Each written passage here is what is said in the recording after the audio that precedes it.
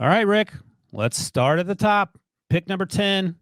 I had the Eagles, who are desperately in need of wide receiver help because they only have A.J. Brown and Devonta Smith and Dallas Goedert, taking Jordan Addison Is out that of desperate USC. receiver help? I can't.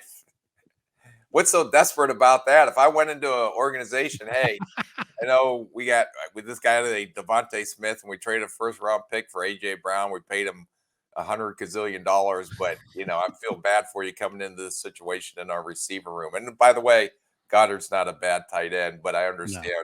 we have no weapons for Hurst. So Thank you. You agree. So listen, I explained to you when we had our little call earlier today that I do one of these once a week, so I have to mix it up weekly as stipulated by my contract. And there are other needs here. The Eagles, I should mention, also picked 30th. I had them picking Cam Smith, the cornerback out of South Carolina. But explain to me why this is a stupid pick at 10. I probably won't even push back on it. Do you honestly think this is a good pick? Yeah, let's be honest with each other. And this is what this podcast is about, just honest. We're having an open dialogue like we're in a draft room.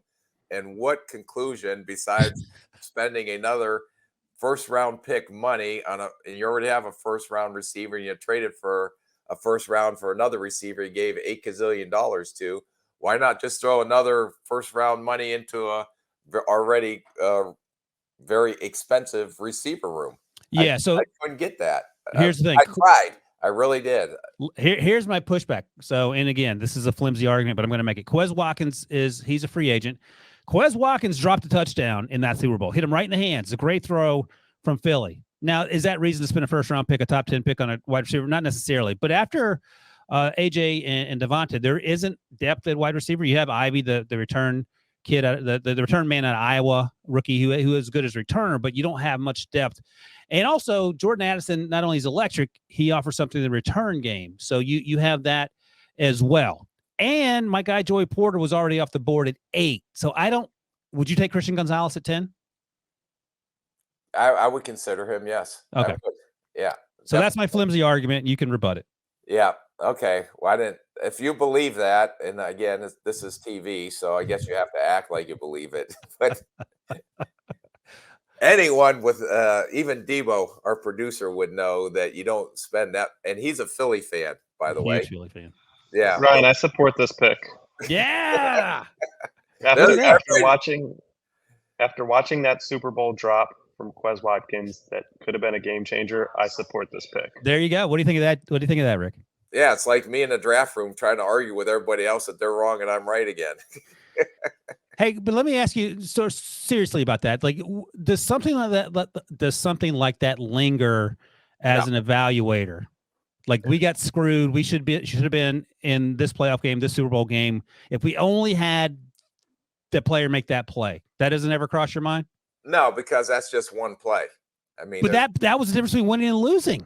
I understand that, but what did the kid do the whole other year? But I'm not going to spend another, $80 million in the receiver room for 3 guys.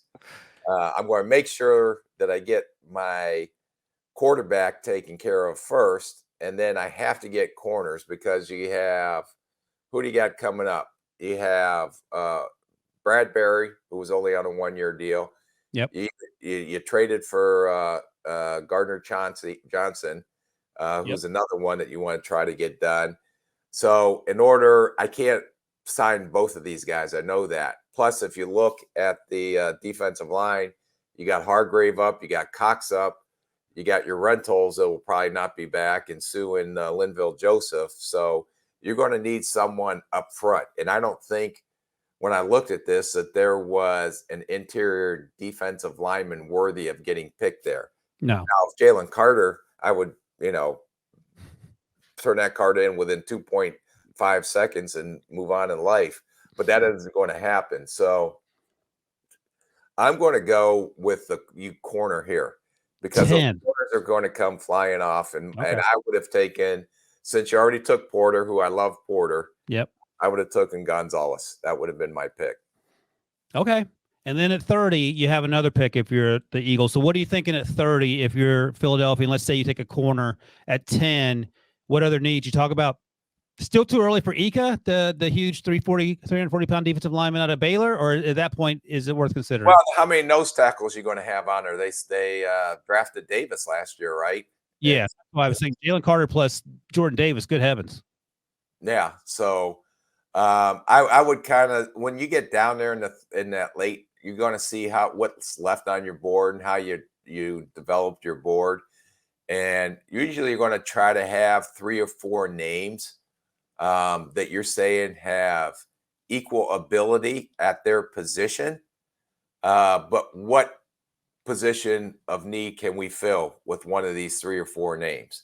And then you go down that route. So I don't know if the Baylor kid, is it Ika? Yeah, Ika, I think, IKA.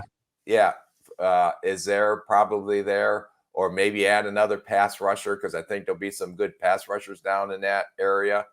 I don't know if, since you want to try to have one of those little receivers as a slot guy, because I think Flowers or Josh Downs would potentially be down there, so you're going to have a lot of very good football players down there at the 30th. I don't think you're going to have the same quality of corner. I would try to go get the corner first, and then let's see how the rest of the board falls off. All right, let me put this hypothetical to you. We know Howie Roseman likes to move up and down the old draft board. They have 10 and 30 in first round, as I mentioned. Let's say they're able to work their way into say they get the 14th and the 22nd or something like that. Trade down Magic and trade up Magic. How do you feel about Christian Gonzalez and Brian Branch as your 2 first-round picks? That would be a heck of a – well, now you got 2 secondary guys, right? Right. One plays safety, plays in the slot. Yeah. I don't know. You still want to try to get some other needs filled. They've got, I don't know how many guys they have, over 20 unrestricted free agents, if I recall, coming up. They have a lot of free agents coming up. Yeah, Chauncey Gardner-Johnson, Marcus Epps are the safeties that are going to be free agents. They have a ton of defensive linemen, as you mentioned. You got to try to get, unless one of them pass rushers falls, because I don't know, Graham's getting up there in age too. Yeah. And Quinn didn't do much for him, even though they traded for him. So you can use another pass rusher. You can definitely do some interior defensive linemen.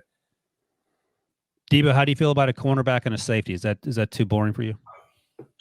I like it a lot. I would go cornerback and defensive line if I'm being honest. Just sucking up to Rick. I got it. Okay, fair enough.